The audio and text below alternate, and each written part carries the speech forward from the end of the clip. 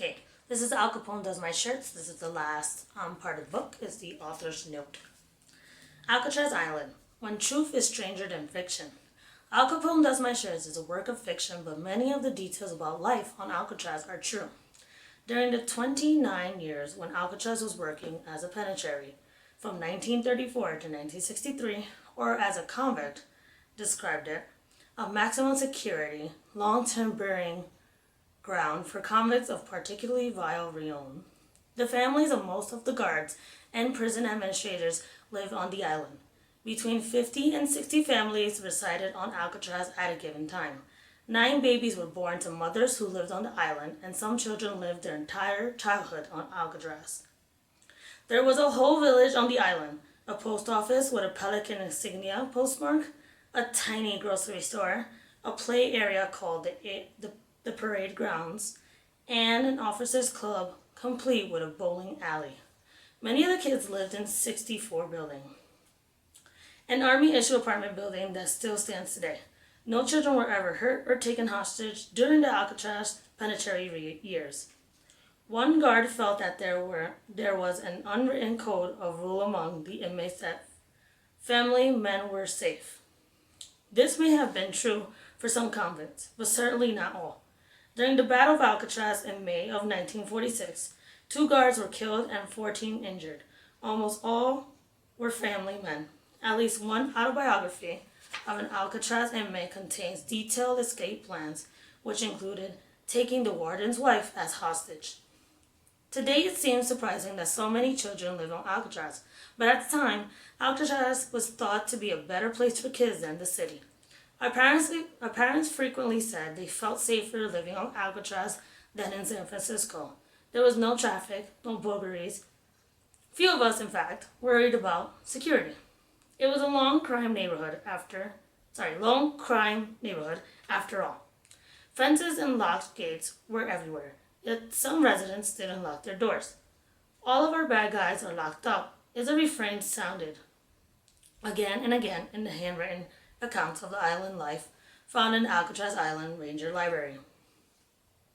Also, it was much cheaper to live on Alcatraz. 1935 was a depression year, and San Francisco rent, even then, were costly. Prison guards were not highly paid, and as one former Alcatraz guard stated, he never even considered living off the island as it was too expensive to live in San Francisco. But perhaps the most important reason families lived on the island in the early years was because of Warden James A. Johnson wanted it this way. Ready access to his staff of guards in the event of a prison break was an important aspect of his overall security plan. High-ranking officers were expected, perhaps even required, to live on Alcatraz. When he had a disturbance, if we were at a party, we didn't put our coats or anything. We just went right up the hill. They used to call down at 64 building, and the phone was right outside my apartment. And we answered the phone and they say, "We have trouble in the cell house," and that's all they had to say. Everybody available went. The warden lived in a beautiful mansion located right next door to the cell house. Warden Johnson, dubbed Old Saltwater by the cons, opened Alcatraz and ran it for 14 years. Warden Johnson's youngest daughter, Barbara, also lived on the island, though she bears no resemblance whatsoever to Piper.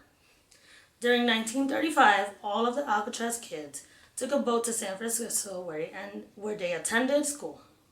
The only exception was made for kindergarten-aged children who attended a kindergarten held on Alcatraz, taught by one of the moms who lived on the island. As you might imagine, saying you lived on Alcatraz did, in fact, garnered quite a lot of attention at school. Some kids thought it was weird. Others were dazzled by the prison stories. Most kids who live on Alcatraz seem to take the prison for granted. Jolene Babyak, who was a kid on the island during the 50s, said it was like living next to the police station. She said she wasn't scared because there were so many guards around. Al Capone, AZ-85, was an inmate on Alcatraz for 4.5 years, from 1934 to 1939. Warden Johnson described the intense interest in Capone this way. The newspaper's reporters telephoned me almost every day, How is Capone? Is he still there? Is he going to be transferred? What is he working? Very little information came out of Alcatraz, and Iranians' reporting was rampant. At times, Warden Johnson said, I became fed up with the gossip about him that had no foundation of fact. A story was featured that though Al Capone was in Alcatraz, he was sending orders to London haberdasher for silk underwear. I assured the director of the Bureau of Prisons that there was no truth in such a report that I had seen. Capone wearing the regulation underwear, and I had noticed it particularly because he had the waist of his drawers fastened with a safety pin. The residents of the island were as interested in Capone as the rest of the world. One boy described watching Capone's first footsteps on Alcatraz. Our apartment overlooked the island's docks, and my mother's old Kodak box camera took a photo of the first convict's arrival. We lived along the building's upper gallery, but we went down a level to be closer to the action that we had waited months to see. Our binoculars located Al Capone. His face was familiar in those days. No others stood out. Another woman said the first prisoners arrived among Al Capone, she laughed, and women and children were requested to stay indoors until the prisoners were locked in the cells. Well, we kind of snuck a little before the boat docked. Capone's first job on Alcatraz was working the mangle in the laundry facility. Thought to be an undesirable post, often offered as a first job because it was boring, back-breaking work. The facility handled the laundry for everyone who lived on the island and for some of the local army bases, like the one on Angel Island. The laundry scheme is fiction. No record of kids selling the opportunity to have a shirt laundered by Capone have ever been found. However, there is documentation of at least one army officer, a private station on Angel Island, writing home that his laundryman was Al Capone. In fact, after completing Al Capone Does My Shirts, I discovered that World War II GIs sometimes used the phrase Al Capone Does My Shorts to indicate they were stationed in San Francisco. Capone was no longer on Alcatraz then, but the Capone mythology was as powerful as ever. In 1935, the convicts played handball and softball in the walled-off Creation Yard on the island, and Capone was thought to have played first base. Capone liked baseball. As a kid, he pitched sandlot baseball well enough to share his dreams of turning pro. The convicts were quite serious about their games and kept careful records of their leagues. They played as avidly as any big team out to win the pennant. But the rules differed from those of a regular game in one important way. On Alcatraz, if you knocked the ball over the wall, you're out. It was not a home run, and you couldn't get out and get it either. We usually had an inmate that worked outside the wall, the gardener. He could throw them back. The kids who lived on the island did in fact collect convict handballs and baseball. Once when I was 8, a prisoner found a hard rubber ball in the weeds and beckoned to me. I shyly approached as the guard stood there, and the man pushed the ball through the fence to me. It was a proud moment. I had it in my hand, the most valuable thing on Alcatraz. The coveted handball that had rolled down the hill from over the prison yard wall. Many of the other details of Capone's time on Alcatraz are also true. There was, for example, a snitch box, which visitors and residents alike were required to walk through when entering the island. And when Capone's mother, Teresina Capone, came to visit her on the island, her corset did indeed set the snitch box off. Mrs. Capone, who barely spoke English, was visibly embarrassed at having to strip down to her corset, revealing the metal stays that had tripped the metal detector. Capone was horribly ruthless, authorizing and sometimes performing the slaying of hundreds of people, but he could also be surprisingly generous. When the crash came in 1929, he, Al Capone, was first to open soup kitchens. Some people considered him as Robin Hood kind of character, or as one fellow Alcatraz convict described him, outside of losing his head so easily and bragging about what he has done, Capone has a heart as big as a house.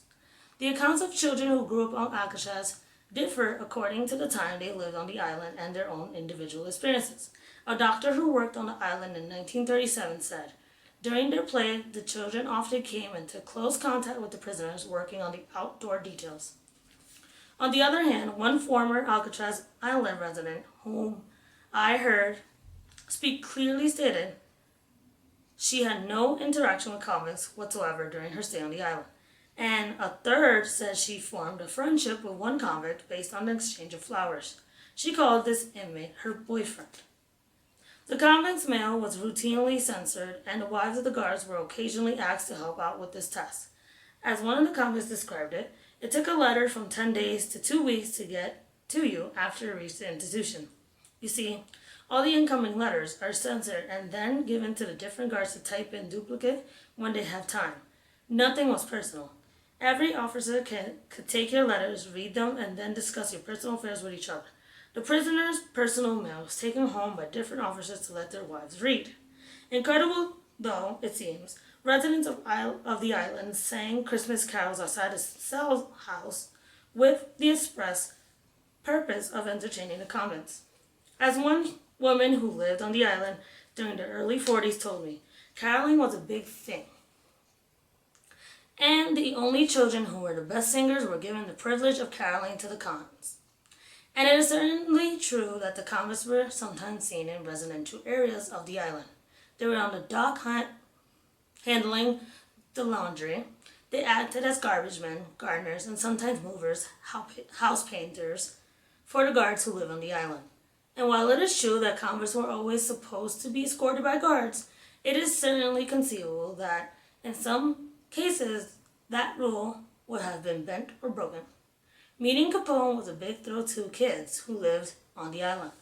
One 10-year-old boy described the day he met Capone. On rare occasion, dependents entered the prison proper. I became a more familiar figure because Dr. Hess, a medical assistant, Charles Ping, gave me an adrenaline shot for asthma. Of course, my father escorted me to and from the prison hospital. On the notable occasion Capone was being treated, and my father's sense of history came through. He said, "Al, this is my boy, Roy." "Royo?" "That's a nickname for me. This is Al Capone." Capone shook my hand, and I said something, and I suppose twitched around the way 10-year-olds do. Capone said, "Good-looking boy, boss." That was a big moment for a boy. I could still recall the warmth of Capone's hand around mine. Though every attempt was made to make Al Capone Does My Shirts historically accurate, some details were changed to suit the story. For example, the weather, while true to San Francisco Bay Area in general, does not reflect the exact weather of 1935. Also, the island was run in a rigid military style, with orders working their way down the chain of command.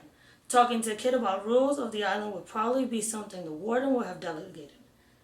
And though the concept of separate schools for children with problems were certainly in existence, everything else about the Esther P. Marinoff School is completely fictional. About Natalie. The character Natalie Flanagan would probably be diagnosed with autism. Autism is a disease that affects the way your brain and sensory system work. It usually becomes evident in the first 3 years of a child's life. While there's a whole range of behaviors of people with autism, typically a child with autism has an extremely difficult time making eye contact, playing with other kids, and sometimes even speaking.